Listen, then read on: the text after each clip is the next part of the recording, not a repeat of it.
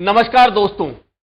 कोई नेता अगर नाकारा निकम्मा कहलाया जाता है तो क्या वह गैर जिम्मेदार होता है? क्या उस पर सामर्थ्य नहीं होता उसमें, और इसी सामर्थ्य नहीं होने की वजह से उसे नाकारा निकम्मा सुनना पड़ता है? क्या राजस्थान का युवा नेता कहलाने वाले सचिन पायलट गैर जिम्मेदार हैं?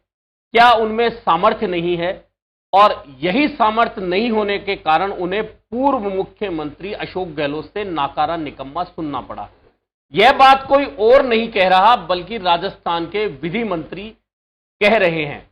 दरअसल एक चर्चा के दौरान जब उनसे यह सवाल किया गया कि सचिन पायलट लगातार आरपीएससी को भंग करने की बात कर रहे हैं, इसके अलावा वे ये भी कह रहे हैं कि यदि सरकार से युवाओं की जिम्मेदारी नहीं संभलती तो वे जिम्मेदारी हमें दे दे। इस बात पर जब जोगाराम पटेल राजस्थान के विधि मंत्री से सवाल किया गया तो उन्होंने सचिन पायलट पर जवाबी हमला किया और बोला कि जिम्मेदारी तो जनता देती है, कब किसे देनी है, कौन किसे जिम्मेदारी देता है? नेता कभी किसी को जिम्मेदारी नहीं देते, जिम्मेदारी जनता देती है और जनता तय करती है कि जनता को किसे जिम्मेदारी देनी होती है। और जहां तक सचिन पायलट की बात है तो जोगाराम पटेल ने कहा कि सचिन पायलट बात जिम्मेदारी की करते हैं। अगर वे जिम्मेदार ही होते तो उन्हें पूर्व मुख्यमंत्री से नाकारा निकम्मा जैसे शब्द नहीं सुनने पड़ते। अगर सचिन पायलट में सामर्थ्य होता तो उन्हें नाकारा निकम्मा नहीं सुनना पड़ता। इतना ही नहीं रुककर जोगाराम पटेल ने कहा कि वे खुद की सरकार में आरपीएससी को भंग नहीं करवा सके। अब वे सवाल उठा रहे हैं, अगर उनमें सामर्थ्य था तो उसी समय आरपीएससी भंग करवाते। यहां भी जोगाराम पटेल नहीं रुके, इससे आगे बढ़कर उन्होंने सचिन पायलट पर हमला बोला और कहा कि सचिन पायलट ने अपनी सरकार में आरपीएससी भंग करवाने को लेकर पदयात्रा की थी, भाषण दिए थे, बयानबाजियां की थी, लेकिन भंग नहीं करवा पाए। बोलना अलग बात है और कानूनन किसी बात का पालन करना अलग बात है। अगर आरपीएससी को भंग किया जाना इतना ही आसान होता तो सचिन पायलट अपनी सरकार से करवा लेते। जोगाराम पटेल ने कहा कि कोई बता सकता है क्या कि संवैधानिक पद पर बैठे हुए किसी व्यक्ति को हटाया जा सकता है? कोई रास्ता है? नहीं है। कुल मिलाकर जोगाराम पटेल ने यह बातें एक प्रश्न के जवाब में तो बोली, लेकिन इसी के साथ एक बार फिर राजनीतिक प्रेक्षकों और राजनीतिक लोगों के दिमाग में वही बातें फिर जिंदा कर दी जो कांग्रेस शासन के दौरान देखने सुनने को मिल रही थी। आपको याद होगा कि सचिन पायलट को नाकारा निकम्मा क्यों कहा गया, किसने कहा? बात जुलाई 2020 की है, जब सचिन पायलट अपने साथ 18 विधायकों को लेकर दिल्ली के नजदीक मानेसर में डेरा जमा चुके थे और तुरंत कह दिया था कि मेरे पास 30 विधायक हैं और अशोक गहलोत बहुमत खो चुके हैं। हालांकि अशोक गहलोत अंत तक बहुमत में बने रहे, अंत तक सचिन पायलट के पास कभी भी 30 विधायकों की संख्या नहीं जुट सकी। इसकी गवाही 25 सितंबर 2022 की घटना भी देती है। उस दिन भी 25 विधायक से ज्यादा, 30 विधायक की छोड़िए, सचिन पायलट के साथ नजर नहीं आए। यानी कि वह घटनाक्रम था उस दौरान जब मानेसर चले गए, सरकार की बाड़ाबंदी चल रही थी। उस दौरान अशोक गहलोत जो तत्कालीन मुख्यमंत्री थे, उस बाड़ाबंदी के बाहर मीडिया से बात करते हुए उन्होंने स्पष्ट रूप से कहा था, जब सचिन पायलट के वापस नहीं आने पर सवाल किया गया था तो अशोक गहलोत ने कहा था नाकारा और निकम्मा जैसे शब्दों का प्रयोग करते हुए।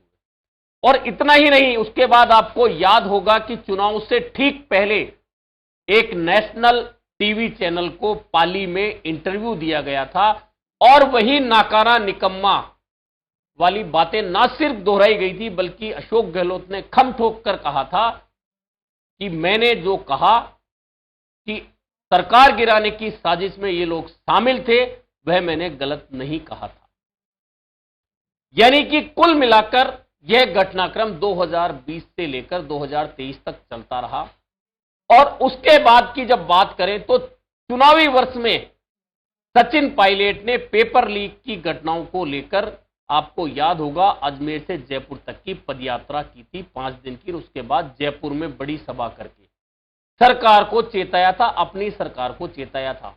इससे पहले परबत्सर में भी उनका बयान अपनी सरकार के खिलाफ आया था। अप्रत्यक्ष रूप से अपनी सरकार को कई बार कटघरे में खड़ा किया था। और 5 दिन की जो यात्रा थी उसका सबसे महत्वपूर्ण पहलू था कि उसमें कांग्रेस नेताओं, कांग्रेस के चुनाव चिन्ह, कांग्रेस के झंडे से दूरी बनाकर कलर बदल दिया गया था। और वह 5 दिन की यात्रा आरपीएससी भंग करने की मांग, पेपर लीक के मगरमच्छों को पकड़ने की मांग को लेकर थी।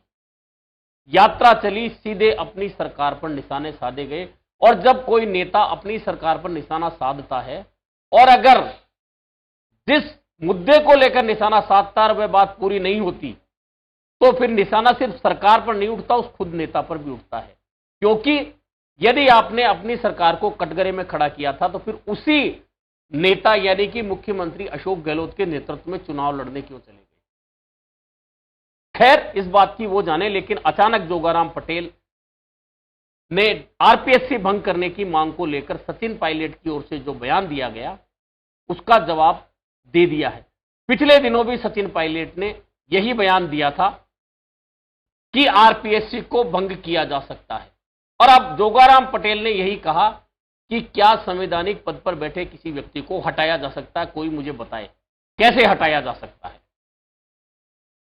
कुल मिलाकर बात बहुत छोटी सी थी, लेकिन इस छोटी सी बात के बीच में से जोगाराम पटेल ने जो 2 शब्द निकाले, नाकारा और निकम्मा, जो अशोक गहलोत पूर्व मुख्यमंत्री की ओर से सचिन पायलट के लिए बोले गए थे, वे फिर लोगों के जेहन में ताजा हो गई। वे यादें, वे शब्द, वे बयान जो बोले गए थे।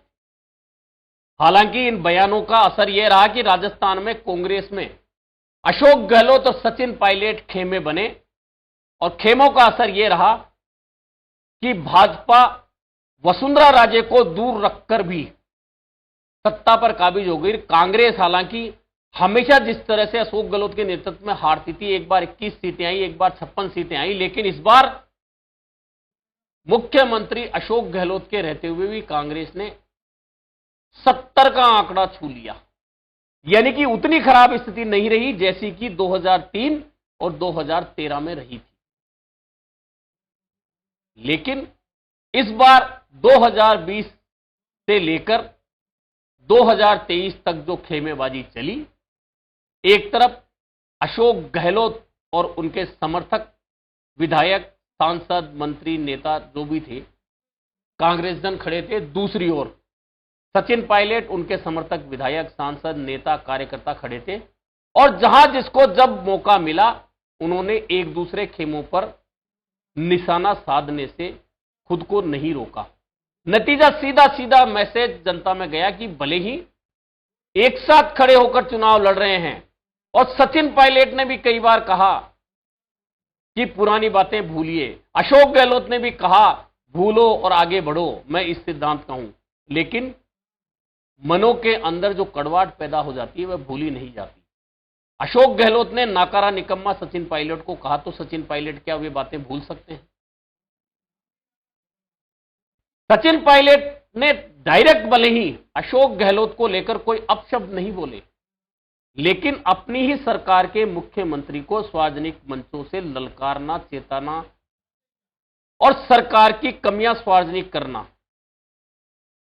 यह भी कहीं ना कहीं खुद की पार्टी, खुद की सरकार को डेंट करने जैसा ही कदम होता है।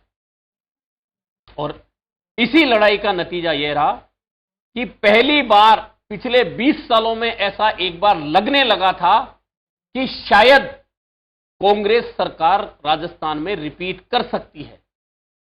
लेकिन इस खेमेबाजी और सीधी लड़ाई का नतीजा यह निकला कि कांग्रेस सरकार में फिर से आने से वंचित हो गई और भाजपा राजस्थान में काबिज हो गई। अब विधि मंत्री जोगाराम पटेल ने कांग्रेस के पुराने गड़े मुर्दे सिर्फ 2 शब्द बोलकर उखाड़ दिए हैं। सचिन पायलट को नाकारा निकम्मा कहा गया, ये बातें फिर ताजा कर दी हैं और सचिन पायलट गैर जिम्मेदार और सामर्थ्यहीन नेता हैं, यह भी जोगाराम पटेल ने कहा है।